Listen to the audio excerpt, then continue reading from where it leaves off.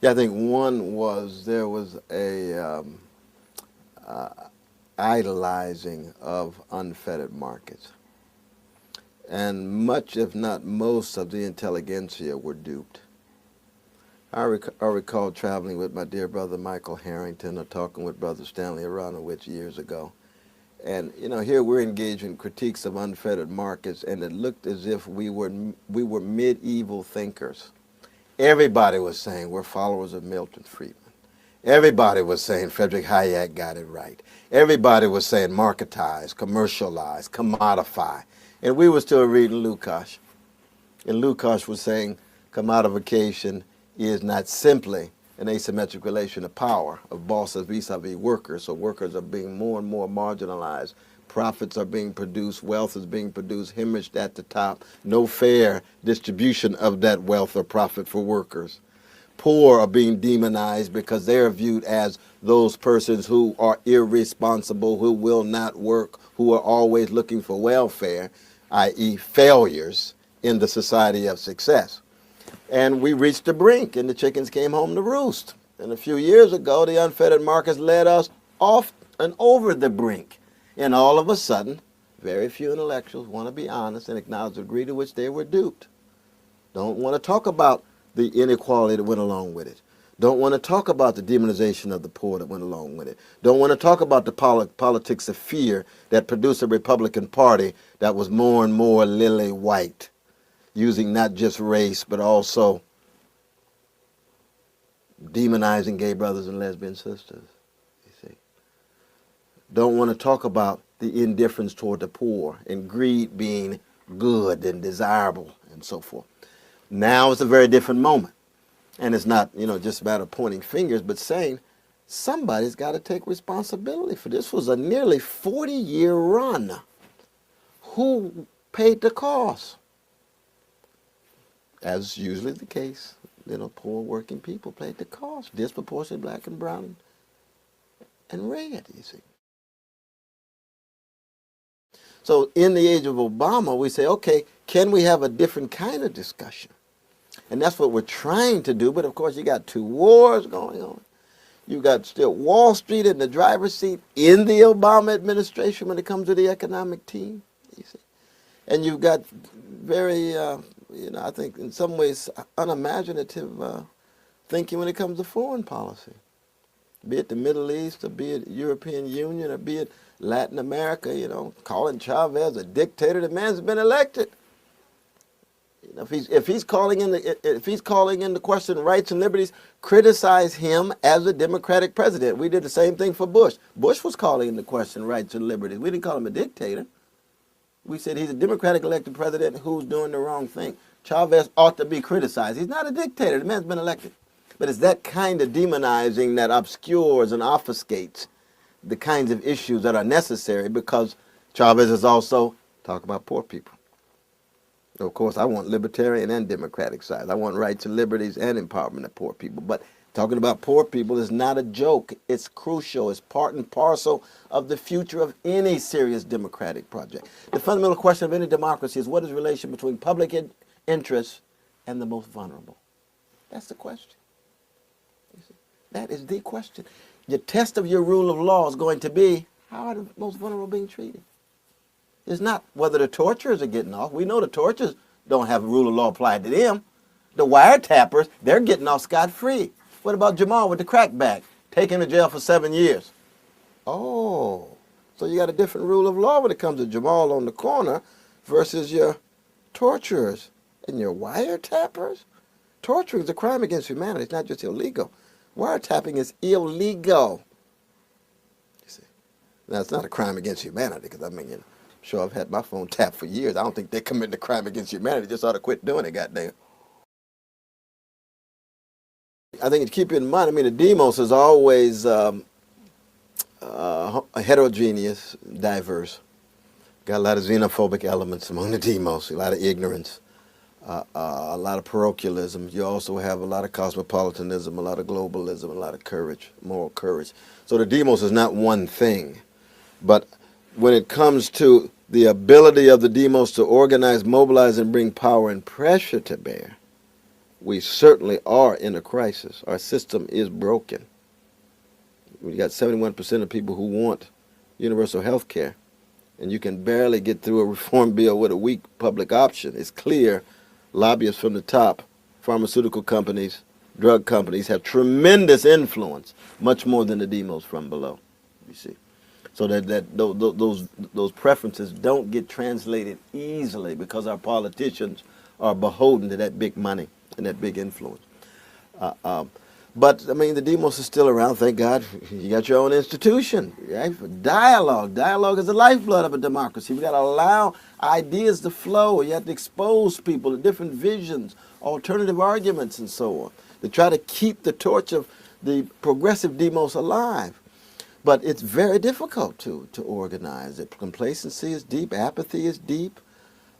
People are wondering, how can you confront, big finance, big government tied to big finance when all you got is these little people who are willing to talk and so forth, but have tremendous power, bringing serious pressure to bear. We can march. We marched against the war by the millions. We were ignored by the Bush administration. Some of us went to jail. We were ignored. We couldn't translate the foreign policy. That happened sometimes. It was different in Vietnam. Chapter 1, The Seed of the Trouble. The educated Negroes have the attitude of contempt toward their own people because in their own as well in their mixed schools, Negroes are taught to admire the Hebrew, the Greek, the Latin, the Teuton, and to despise the African. Of the hundreds of Negro high schools recently examined by an expert in the United States Bureau of Education, only 18 offer a course taking up the history of the Negro. And in most of the Negro colleges and universities, where the Negro is thought of, the race is studied only as a problem or is dismissed as of little consequence. For example, an officer of a Negro university, thinking that an additional course on the Negro should be given there, called upon a Negro doctor of philosophy of the faculty to offer such work. He promptly informed the officer that he knew nothing about the Negro. He did not go to school to waste his time that way. He went to be educated in a system which dismisses the Negro as a non-entity. At a Negro summer school 2 years ago, a white instructor gave a course on the Negro, using for his text a work which teaches that whites are superior to the blacks. When asked by one of the students why he used such a textbook, the instructor replied that he wanted them to get that point of view. Even schools for Negroes then are places where they must be convinced of their inferiority. The thought of the inferiority of the Negro is drilled into him in almost every class he enters and in almost every book he studies. If he happens to leave school after he masters the fundamentals before he finishes high school or reach college, he will naturally escape some of the bias and may recover in time to be of service to his people. I'm going to read that again for the people in the back. If he happens to leave school after he masters the fundamentals before he finishes high school or reaches college, he will naturally escape some of this bias and may recover in time to be of service to his people. Practically all of the successful Negroes in this country are of the uneducated type, or of that of the Negroes who have had no formal education at all. The large majority of the Negroes who have put on the finishing touches of our best colleges are all but worthless in the development of their people. If after leaving school they have the opportunity to give out to Negroes what the traducers of the race would like to have it learn, such persons may thereby earn a living at teaching or preaching what they have been taught, but they never became a constructive force in the development of the race. The so-called school then becomes a questionable factor in the life of these despised people. As another has well said, as another has well said, to handicap a student by teaching him that his black face is a curse and that the struggle to change is a condition is hopeless is the worst sort of lynching. It kills one's aspirations and dooms him to vagabondage and crime. It is strange then that the friends of truth and the promoters of freedom have not risen up against the present propaganda in the schools and crushed it. This crusade is much more important than the anti-lynching movement, because there would be no lynching if it did not start in the schoolroom. Why not exploit, enslave, or exterminate a class that everybody is taught to regard as inferior? Welcome back. Welcome back. Welcome back. Happy Monday. Welcome back to On the Shoulders of Giants. We have completed our reading of Frantz Fanon's book, Black Skin, White Mask. Great book, great book, great book, great book, great book. Highly recommend it. Go get your copy. It's in the description of those videos. Go back and watch those videos if you haven't. And now I've put the call out and it's been answered. And let me see if I can get the statistics on it. But everybody pretty much, oh yeah, here we go, right here in front of me. So with 64% of the votes out of the four books this was one, The Chasm was one, The Revolt of the Black Athlete by Harry Edwards, By Any Dreams Necessary by Dr. Bruce Strobel, and The Miseducation of the Negro by Carter G. Woodson, and by 64% of the votes, The Miseducation of the Negro won. So this is what we're starting on, chapter 1, The Seed of the Trouble. And you see, I started with the video with Cornel West because Carter G. Woodson is basically talking about how the educated Negro has pretty much become engineered to help whiteness continue, to help whiteness be able to move forward. Basically, you went to school to learn how to prop up, support, and help push forward the system of white supremacy. He's saying the educated Negroes are not useful to the communities. The educated Negroes don't have the mindset on what it takes to fix the community or help the community, to empower the community, to uplift the community. The educated Negroes are looking for their place at the white table, or even the crumbs from the white table. So this supports Frantz Fanon's Black Skin, White Mask, right?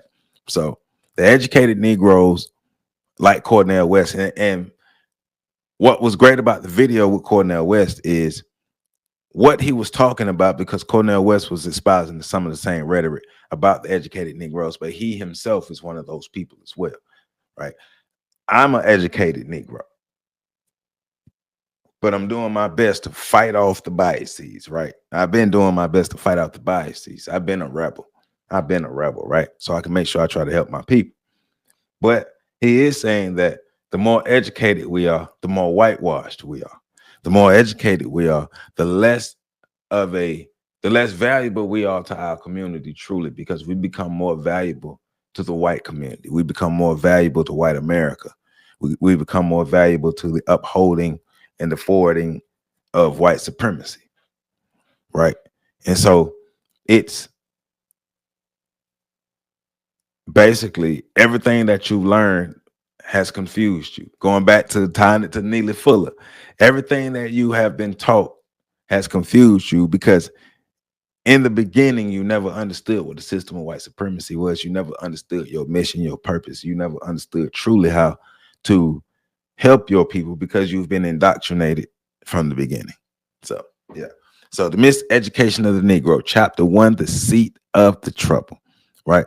Of course, you know, I got my notes. We got a chapter focus. We got our key points, and we have my closing thought, as well as my the main argument for the chapter. And so our key points for this video is miseducation as the root of the problem, the control of the black mind, education as a tool of white supremacy, separation from the black community, dependence on white institutions, the psychological chains of miseducation, the urgency of re-education. And then, like I said, we get into Carter G. Woodson's main argument and the closing thought for the video. All right, so our chapter focus is Carter G. Woodson's. He argues that the fundamental problem facing black people in America is not ignorance, lack of ability, or natural inferiority, but the deliberate system of miseducation. Schools and universities controlled by white society condition black people to reject their own identity and accept roles of subordination. Sounds familiar. Sound like the same thing we was reading in Black Skin, White Mask, right? But this is more specific to black people in America and our education systems, and how the education systems really produce black people, once again, black people who are whitewashed, who have no pride, who have no love, and no sense of connectedness or oneness with our culture, with our people, with our history. We seek success as white. We see access to whiteness as success. We see white validation as success. If it ain't white, it ain't right. So let's get to our first key point. And the first key point is miseducation as the root of the problem. Woodson explains that the greatest obstacle to black advancement is miseducation and not a lack of education. Now, I agree because, black people more than ever are going to school, especially a lot of our black women. But also, we see a lot of black people who are highly educated, highly successful in the terms of politics and whatever realm they're in within white realms. But when they get into positions of power, majority of them don't do things that help to empower black people, because they're not in that position to do that, for one, and they signed up to help continue to empower the system of white supremacy. So the things they do will sabotage or even help to make the black community or even black America overall worse. They will enrich themselves, that grease their pockets, and they will continue to I guess be a pillar of support for the system of white supremacy.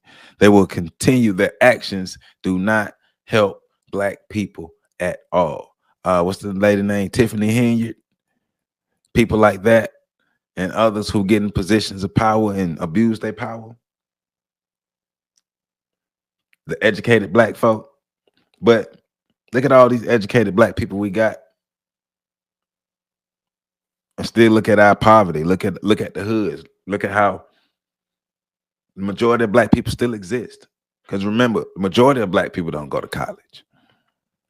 But for those who do go to college, their job, going back to the idea of the talented 10th, was supposed to be to uplift the race. But they have been, Carter G. Woodson is saying that they have been engineered, have been educated to look down on their race, look for whiteness as the mark, and go for it. Second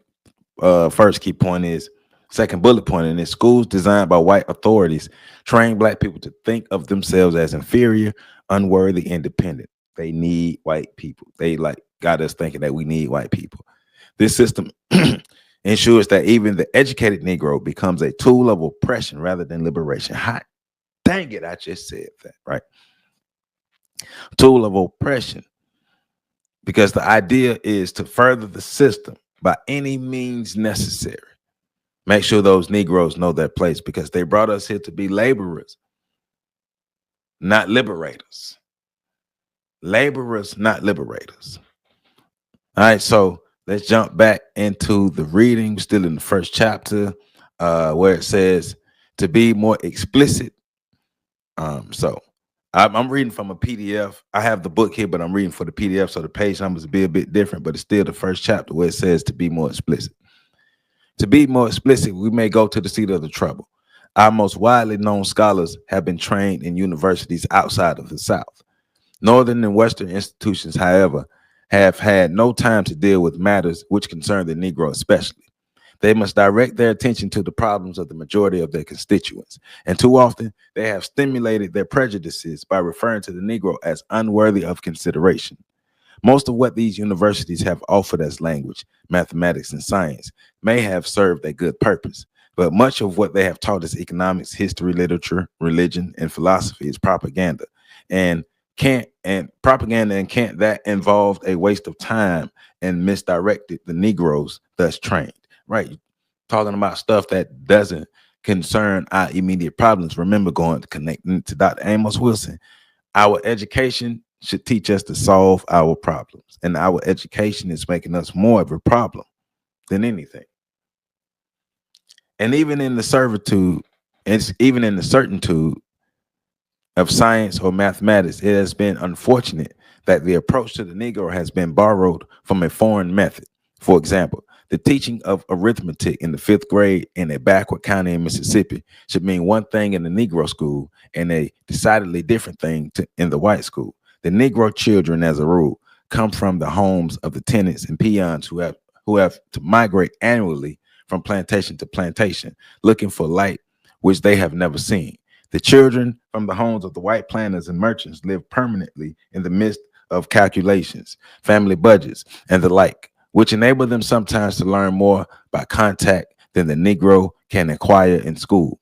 Instead of teaching such Negro children less arithmetic, they should be taught more of it than the white children. For the latter attend a graded school consolidated by free transportation, where the Negroes go to one-room rented hovels to be taught about equipment, and the incompetent teachers educated scarcely beyond the eighth grade. So even when you think that a subject like math could be universal, just because of the conditions and the mindset, the education, and the programming of the educators could vastly,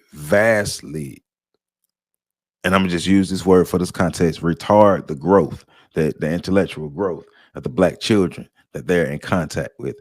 They don't have the training, they don't have the wherewithal, they don't have the mindset, they don't have the environment or the resources. So it's not gonna be the same. The miseducated Negro. In schools of theology, Negroes are taught the interpretation of the Bible worked out by those who have justified segregation and winked at the economic debasement of the Negro, sometimes almost to the point of starvation. Deriving their sense of right from this teaching, graduates of such schools can have no message to grip the people whom they have been ill trained to serve. Most of such miseducated ministers, therefore, preach to the benches while illiterate Negro preachers do their best they can in supplying the spiritual needs of the masses. In the schools of business administration, Negroes are trained exclusively in the psychology and economics of Wall Street and are therefore made to despise the opportunities to run ice wagons, push banana carts, and sell peanuts among their own people. Foreigners who have not studied economics but have studied Negroes take up this business and grow rich because we too good to do stuff like that. We too good to do look menial stuff. Everybody got to be a CEO. Everybody got to be a boss. Everybody got to be a CEO. Everybody got to be an entrepreneur. The miseducated Negroes. Everybody bossing up, but nothing's getting better. So our second key point is the control of the black mind. So Woodson famously asserts that if you control a man's thinking, you do not have to worry about his actions. That's on the control. That's on the cover of the book. When you control a man's thinking, you do not have to worry about his actions. When you teach somebody how to behave, you do not have to be worried about their actions. It's the same thing as when you train a dog. When you train a dog properly, you don't have to worry about it misbehaving. When you ill train a dog, then you have to worry about its actions. But when you properly train a dog, you don't have to worry about it. You know what it's going to do. When you properly train the Negro, you understand how the Negro will behave. White people know that we're insane. They created us to be this way, right? Miseducation programs black people to stay in positions of servitude and dependency without even being forced. We want to work for the white man. We want white proximity. We want to be pat on the top of the head and told we're good Negroes and told that we're a credit to our race and told that we articulate so well and speak so well. And I know your people are just so happy. Next time a white person say that you're a credit to your race, tell them, hey, well, you're not a credit to your race. The so-called educated Negro often accepts oppression without resistance because they have been taught to accept their place. Accept your place, darky. Accept your place, darky. You are supposed to be the labor. You're supposed to be the help. You're supposed to sign up to help the white man. In schools of journalism, Negroes are being taught how to edit such metropolitan dailies as the Chicago Tribune and the New York Times, which would hardly hire a Negro as a janitor. And when these graduates come to the Negro weeklies for employment, they are not prepared to function in such establishments, which, to be successful, must be built upon accurate knowledge of the psychology and philosophy of the Negro. When a Negro has finished his education in our schools, then he has been equipped to begin the life of an Americanized or Europeanized white man. But before he steps from the threshold of his alma mater, he is told by his teachers that he must go back to his own people from whom he has been estranged by a vision of ideas, which in his disillusionment he will realize that he cannot attain. He goes forth to play his part in life, but he must be both social and bisocial at the same time. While he is part of the body politic, he is also, in addition to this, a member of the particular race to which he must restrict himself in all matters social. While serving his country, he must serve within the special group. While being a good American, he must above all things be a good Negro. And to perform this definite function, he must learn to stay in the Negro's place, right? Got to learn to be in that Negro place. He has to learn. He learned it, right? Because he's been socially engineered through the educational systems. For the arduous task of serving the race, thus serving the race that's handicapped, however, the Negro graduate has had little or no training at all. The people whom he has ordered to serve have been belittled by his teachers to the extent that he can hardly find delight in undertaking what his education has led him to think is impossible. Considering his race as blank in achievement, he then sets out to stimulate their imitation of others. The performance is kept up a while, but like any other effort at meaningless imitation, the results is failure. Listen, facing this undesirable result, the highly educated Negro often grows sour. These black people don't want to change. He becomes too pessimistic to be a constructive force and usually develops into a chronic fault finder or a complainant at a bar of public opinion. Often, when he sees that the fault lies at the door of the white oppressor, whom he is afraid to attack, he turns upon the pioneering Negro, who is at work doing the best he can to extricate himself from an uncomfortable predicament. In this effort to imitate, however, these educated people are sincere. They hope to make the Negro conform quickly to the standard of the whites and thus remove the pretext for the barriers between the races. They do not realize, however, that even if the Negroes do successfully imitate the whites, nothing new has thereby been accomplished. You simply have a larger number of persons doing what others have been doing. The unusual gifts of the race have not therefore been developed, and an unwilling world therefore continues to wonder what the Negro is good for, because all you doing now is trying to be like me. The Negro trying to be like the white man. You want to be white. You've been educated to be white. Your brain has been dipped in whiteness. Black skin, white mask. The educated Negro, however, decry any such thing as race consciousness. And in some respects, they are right. They do not like to hear such expressions as Negro literature, Negro poetry, African art, or thinking black. And roughly speaking, we must concede that such things do not exist. These things do not figure in the courses which they were pursued in school. And why should they? Aren't we all Americans, right? Then whatever is American is as much as heritage of the Negro as of any other group in this country. All right, so let's get to another key point. So this third key point is separation from the black community, right? Miseducated Negroes frequently abandon their communities after attaining education because they are taught to see themselves as above their own people. Hey, man, these people can't do nothing for me. I can't do nothing for these people. They don't want to be better. They can't be better. They need to be better. They need to be more like the white folk. Because the white folk got their stuff together. And black folk, I just don't know why black folk don't want to be like white people, because white people are the right people. If it ain't white, it ain't right. And white people got the formula. White people are successful. White people always do it right. I don't know why black people don't want to be like white people. Instead of using education to uplift the race, they internalize the idea that progress means distance from blackness. The more I look white, the more I walk white, talk white, think white, act white, dress white, live white, The more I do that, the more I'm around white people, the better I am because, blackness is ghetto and it's degenerate and it brings us all down.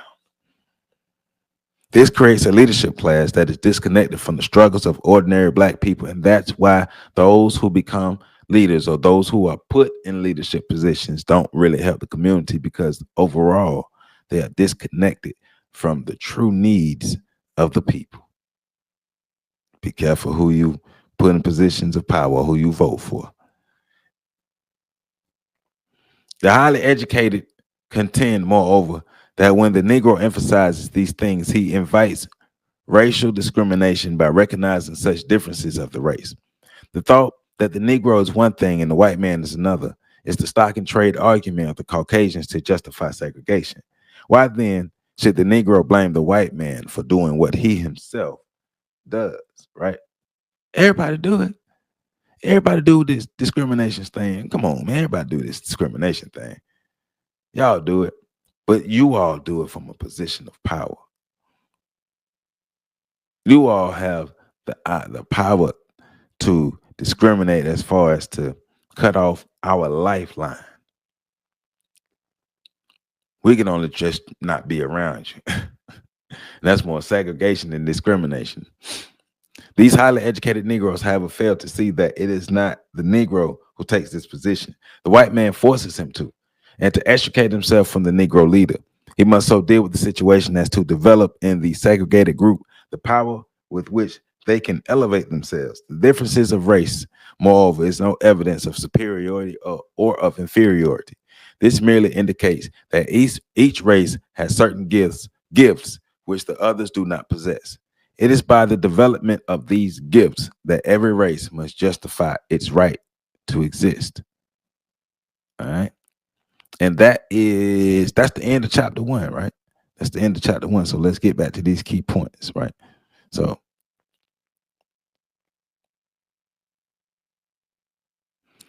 now we're on the dependence of white institutions as this next key point. Black people trained in white controlled schools. And he didn't say PWIs. He didn't say white institutions. He said white controlled schools. And a lot of HBCUs are what I call WHBCUs because they are white controlled schools. Black people trained in white controlled schools become dependent on whites for validation, employment, and leadership. And go to HBCUs, they are trained to go work in the white world. Most people who leave HBCUs have no sense of true blackness. They have the mask of blackness, but no sense of true blackness. Their brains are whitewashed. They act like they either better than you or they act like nowadays the degenerate Negroes, but it's not about true. They don't really, they've not truly been acculturated in their blackness. They just been around black people, but learned nothing about black culture, black history, black power, black empowerment, nothing. Black skins, white minds. Even when educated, they look to white society for approval rather than building independent black institutions because that's too hard. It's too hard to build independent black institutions when you can go to white people and just get them crumbs. Because them crumbs, the short-term mindset is these crumbs right now are going to be better than the whole loaf later. I'd rather bake my own bread. This dependence perpetuates economic and social inequality. That's why our communities never get better because the people never give back. The rose broke through the concrete but never reached back so other roses can break through the concrete. The psychological chains of miseducation.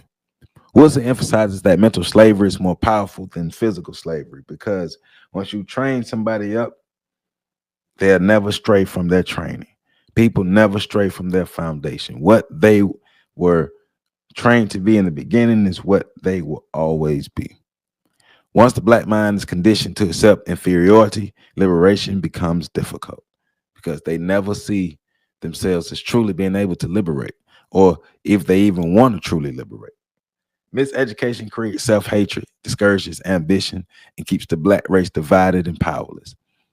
Because why should we uplift ourselves when we can continue to uplift the white man? Look what the white man got. So Now we get to the urgency of re-education, right?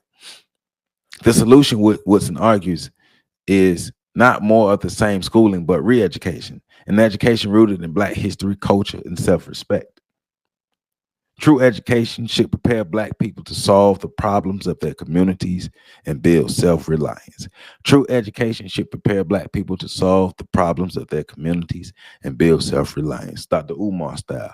True education should prepare Black people to solve their problems, to solve the problems of their community and build self-reliance. True education should prepare Black people to solve the problems of their communities and build self-reliance. Without this shift, every generation will continue to produce educated Negroes who serve others instead of uplifting themselves. And they're only educated in the sense of being able to serve white America. So Carter G. Woodson's main argument for this chapter, for chapter 1, the seat of the trouble is, the seat of the trouble is the deliberate miseducation of Black people, which trains them to despise themselves, separate from their communities, and depend on whites. Until Black people create an education system that teaches pride in their own identity and equips them for independence, true liberation will remain impossible. Until Black people learn to take the shackles off of our mind, until we choose to take the shackles off of our mind, we will continue to be mental slaves for the system. So the closing thought for the video is, chapter 1 is the cornerstone of the miseducation of the Negro, right? Dr. Woodson makes it clear. The greatest weapon of oppression is the control of thought through education. If Black people continue to be taught to admire others while despising themselves, they will never be free. Liberation begins in the classroom without education that affirms Black humanity. Liberation begins with education, and education doesn't just start in the classroom. It starts in the home, starts in the community. The education in the home and the community is more important, and it supports the education in the classroom. So the Black community has to be Black washed, African washed, re-educated, re-engineered, so we can start to uplift ourselves and break the chains, because we are too far gone. We're too far gone. So that's the end of the reading for this video. So the next video for next week, and both chapter 1 and chapter 2 are short chapters. So chapter 2 is how we missed the mark. So I have the book right here. So chapter 1 is from pages from 1 to 8. From pages 1 to page 8 is chapter 1. Oh, excuse me, in the book, in the book. Yeah, from page 1 to page 8 in the book, chapter 1, page 1 to page 8. Chapter 2 is pages 9 to 16 for chapter 2. So page 1 to page 8 for chapter 1, 9 to 16 for chapter 2. The link is in the description. The link is in the description to get your copy of the book. If you don't already have your copy, go get your copy. Link in the description to make it easy for you to get it. We have to re-engineer our minds. We're going to continue to read, continue to learn, continue to grow, continue to apply so we can continue to get better. And if we don't, we can't continue complaining. That's just how it goes. On the Shoulders of Giants. Remember, they are shadow banning me. So hit that like button, comment, subscribe, share, hit that notification bell. And every day at 1 o'clock, just go to the channel. Let's go to the channel every day at 1 o'clock and catch a new video. All right. And stay tuned for the live video tomorrow, Tuesday at 9 p.m. You know how I do. And every Saturday at 3:30. But remember, every Tuesday at 9 p.m., every Saturday at 3:30. Every day at 1 p.m. And I'm starting to go live on Instagram as well. So they shadow banning. Let's break through. They're not going to stop this information. They're not going to stop what we do. Joseph Ward, I love y'all. Happy Monday again. Happy Monday. Y'all hear my stomach. I'm out.